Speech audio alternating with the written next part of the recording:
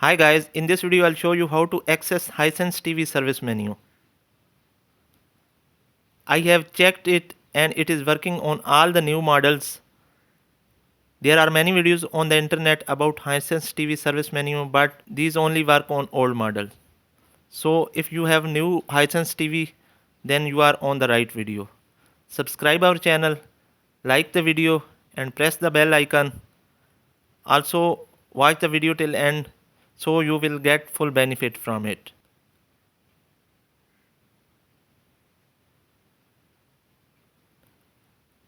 Firstly, I will give you an important tip that it's recommended to use original Hisense TV remote because some keys may not work in universal or duplicate remotes. Another tip is to always take pictures of default settings before making any changes in the service menu, because if you change the value of some unwanted setting, then your TV will not work.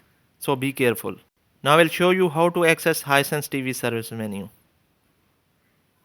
Press menu from remote, then scroll down to sound, then select advanced audio settings, then scroll down and highlight balance slider. Make sure it is on 0. Enter 1969 from remote. A green M will appear on screen. Press menu again.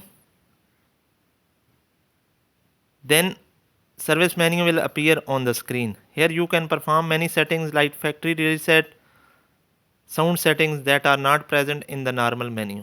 To exit from service menu, press exit from the remote.